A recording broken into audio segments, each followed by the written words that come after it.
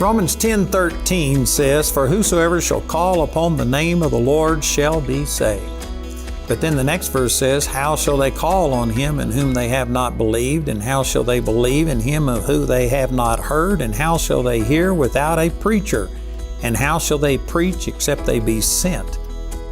And so, we are doing everything that we can to reach out, and specifically we're reaching out through television. We've got our website, we've got all of these materials and stuff, but the way that we have of going the deepest, making the biggest impact on a person's life is with our Charis Bible College. And we are just at a place right now where we've got hundreds of people that are making application to come to Charis, but they don't have a place to live. And we are in a situation where we've started our housing. We are now in the process of building dorms. We're eventually going to build enough housing for 1,000 students. This first step is just to house 240 of them, and it's going to be about a $50 million project just to build these first 6 dorms that house 40 people each. And we are in a situation where we need people to help us. I'm just asking you that if you have been blessed, if you believe that this ministry is making a difference and changing people's lives, we need people to join with us and help us do this. So we have a partnership that we entitled Foundation Builders. These are people that give on a monthly basis. And you can go to awmi.net/campus and you can see a flyover of our entire proposed campus. You can go inside the buildings and see what they're going to look like.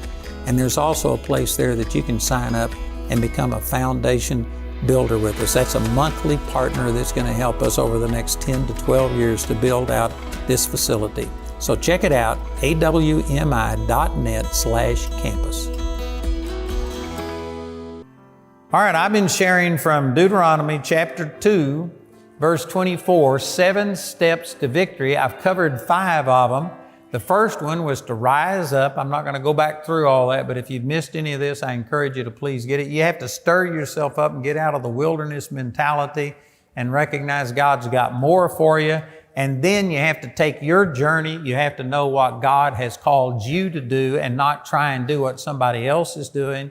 What has God called you to do? And you do it. And then you pass over this river, Arnon, which means that you enter into enemy territory. Quit playing it so safe. Take a risk. Go engage the enemy. You aren't going to win a battle if you never go engage the enemy. So you got to pass over into the enemy territory. And then he said, "Behold," which I spent quite a bit of time talking about, that we have an ability to see things with our heart that you can't see with your eyes. There is nobody as blind as a person who only can see with their physical eyes. God didn't make any of us to live that way.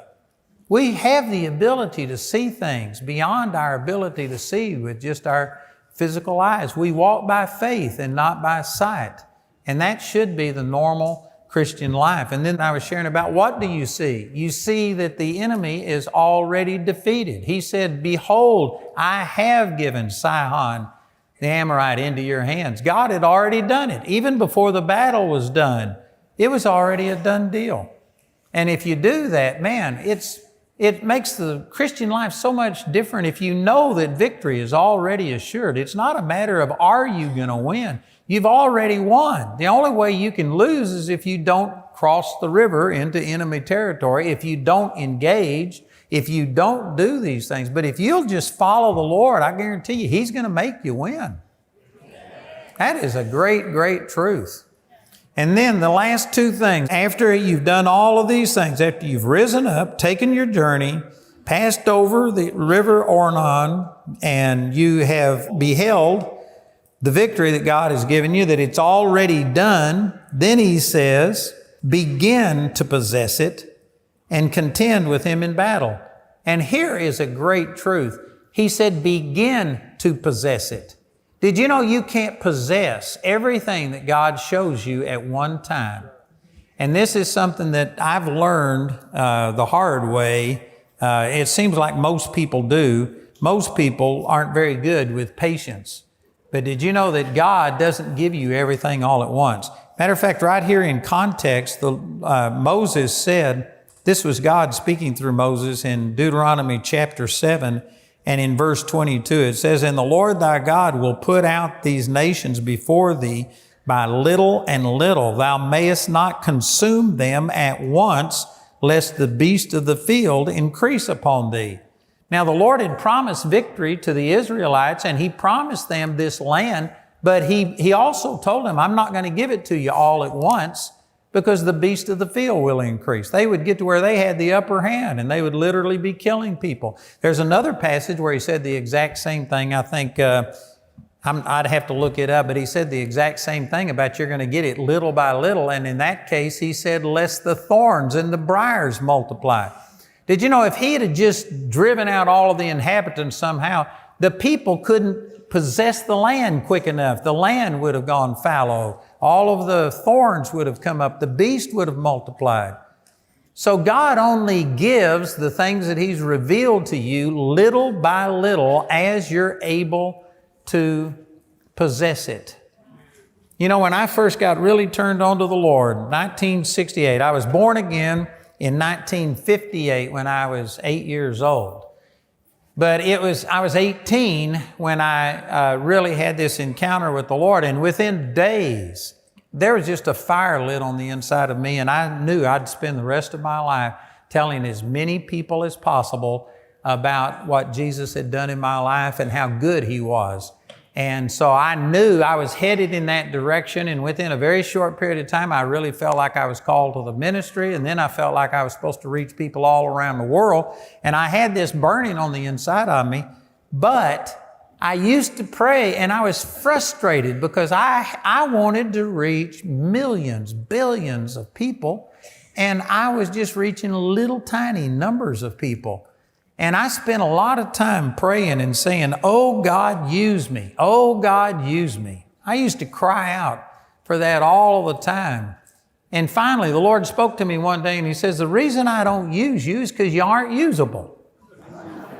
He says, "Quit praying, God use me, and pray, God make me usable."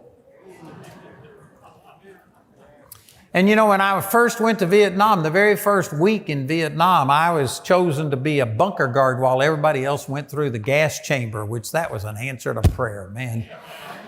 I had a bad experience with gas in the basic. But anyway, I was just sitting on this bunk and I was reading in Mark chapter 4, and I came to the parable about that the mustard seed is the least of all seeds. But when it's sown in the ground, it becomes a huge tree, so that the fowls of the air come and lodge in the branches thereof. And man, as I was reading that, I remember exactly where I was. And as I read that, I thought, God, that's what I want to be. I want to be this huge tree. It says that it fills the earth, and the birds of the air come and lodge in the branches. And I said, that's what I want to do. I want to reach people all over the world. I want to have a ministry like that. And the Lord showed me. He says, you know, if I was to grant your request and give you this growth that you're asking for, He says, your root is about that deep. And if I was to do that, the first puff of wind, the first bird to land on a branch would knock your whole tree over. He says, you quit praying for all of this other stuff and you develop the roots. And anyway, those things and some other things just changed my focus to where I quit asking God for all these external things, and all I had control over was me. And I just made it a commitment that I was going to get into the Word day and night. And I mean, I was spending for 13 months in Vietnam, I was spending 10 to 15 hours a day reading the Word and just studying the Word. And that's been a habit. I spent a lot of time studying the Word every day. And anyway, my point is that I've come to realize that it was because God loved me that He didn't give me that growth back then. And there are some of you that are, you know, you're praying for certain things. You may be praying for success in your business, or praying for influence, or praying for finances, or whatever. But did you know what? You couldn't handle it.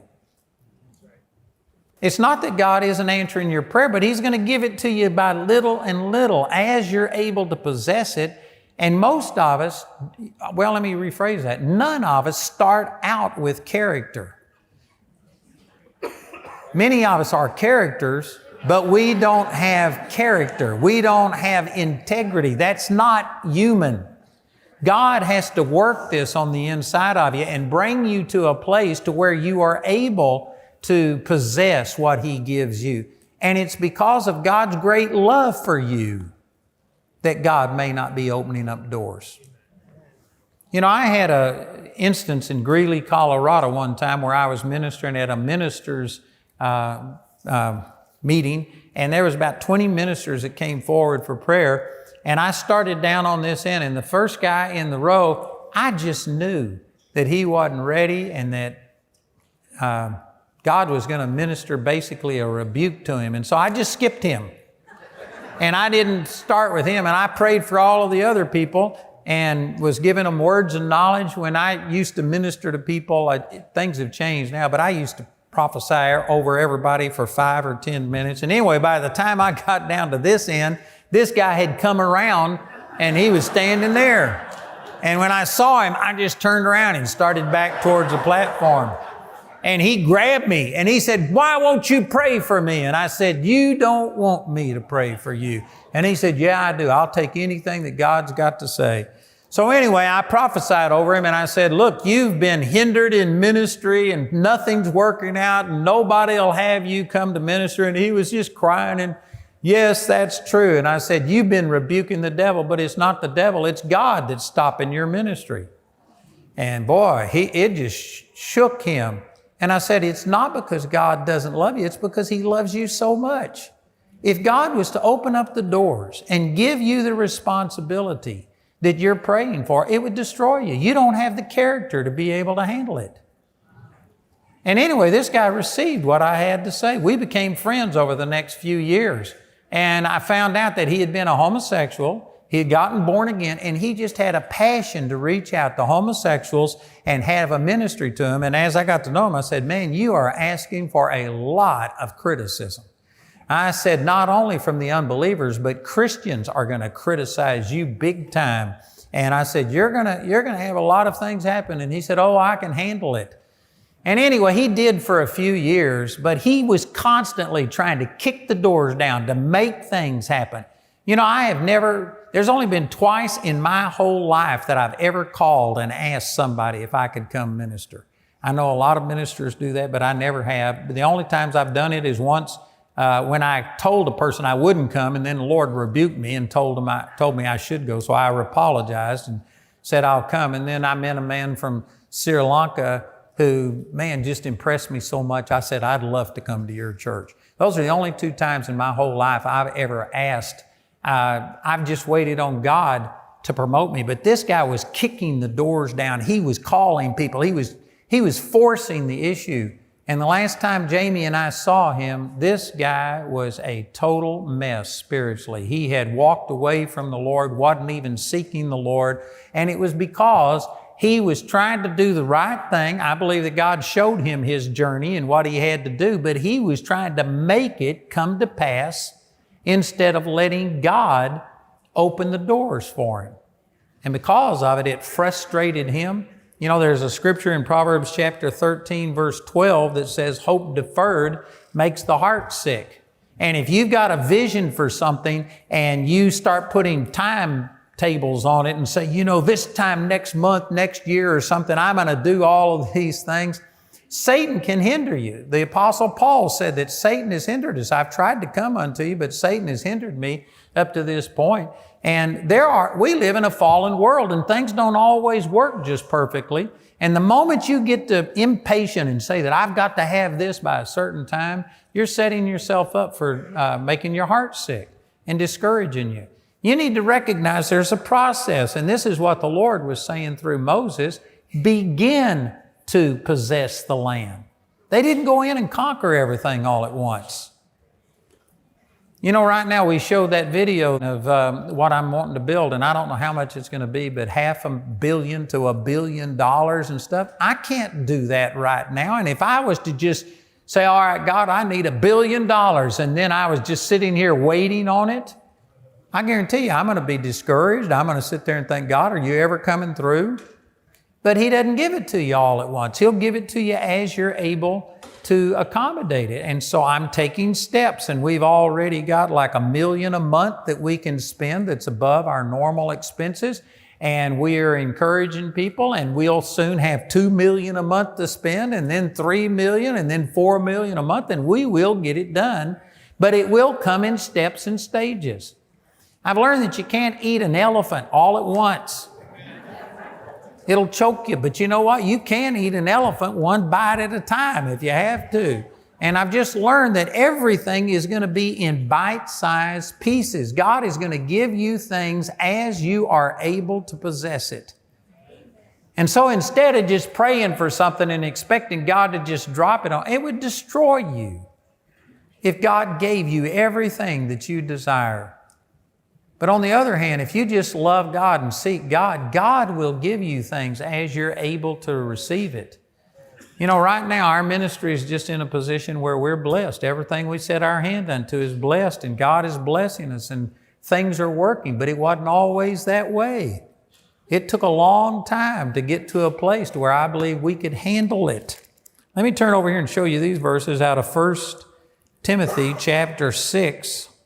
In verse 9 it says, "But they that will be rich fall into temptation and a snare, and into many foolish and hurtful lust, which drown men in destruction and perdition. For the love of money is the root of all evil." Money isn't evil, it's the love of money. Over in the 10th chapter of the book of Mark, where Jesus said, "How hard is it for those that have riches to enter the kingdom?" And the disciples were shocked. And so He clarified it. How hard is it for those who trust in riches to enter into the kingdom? Money is not the problem. It's the trust, the reliance of money. The fact that you let money dictate is what the problem is. So He says, "The love of money is the root of all evil, which while some coveted after, they have erred from the faith and pierced themselves through with many sorrows." So in verse 9, it says that it's a temptation that drowns men in hurtful lust and destruction and perdition. And then the love of money will pierce yourself through with many sorrows. Many of you are praying for financial prosperity, but if God was to answer your prayer and give it to you, did you know it would be the very thing that destroys you, because you haven't gotten to a place to where you can trust God, you can be trusted with it. Thank you for this silence. I know all of you, oh man, I can be trusted with it. God will give to you when you're able to handle it. Again, I have been frustrated trying to see the ministry increase, but you know, I look back and praise God that He didn't answer my prayers back in the 80s and in the 90s and in 2000. If He'd have put the responsibility on me that I have now, it would have destroyed me. I couldn't have handled it. I've had to grow. God had to work with me. I guarantee you, God wants to bless you, heal you, deliver you, use you more than you want to be used. You do not have to beg God for anything. Sometimes we get the attitude that God, if it wasn't for me wanting you to do something, you'd do nothing. That we love people more than God does. Why doesn't He open up this ministry? Why doesn't He make the church grow? Why doesn't He give me more opportunities? God loves people more than you do, and if you aren't seeing things open up, there's a good reason for it, and most of the time you can find that reason by looking in the mirror. And it's because God loves you. He doesn't want to put more on you than what you can handle so that it won't destroy you. Amen. Boy, this is a great step to victory that you need to recognize. Once you've stirred yourself up, once you know what God's called you to do, you've crossed into enemy territory, you're beginning to use your faith and you're seeing by faith instead of by sight. You know that God's already done His part. Well, then you've got to add patience to that and just get to where you're seeking God. And God, in your timing, you're going to reveal to me, you're going to open up doors, you're going to make things happen. But most people are in the process of trying to force God to do something. And that's not going to work well. You know, Jamie and I have seen lots of people come and just pass up our ministry as far as reaching people and stuff like that, like we were going in reverse.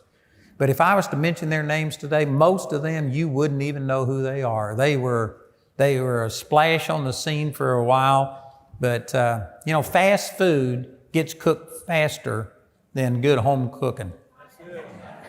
But home cooking's better. And it just takes a while for God to get some people ready. Now, I'm not a perfect example. I believe that you can certainly do things better than I did, but this is amazing. But I woke up at 3:05 in the morning on July the 26th, 1999. And this is after I'd already made a decision to start on television. And I was already in the process, and we had started getting everything ready to go on television January the 3rd, 2000. And at 3:05 in the morning, I just heard the Lord say to me, the time has come. And I sat straight up in bed.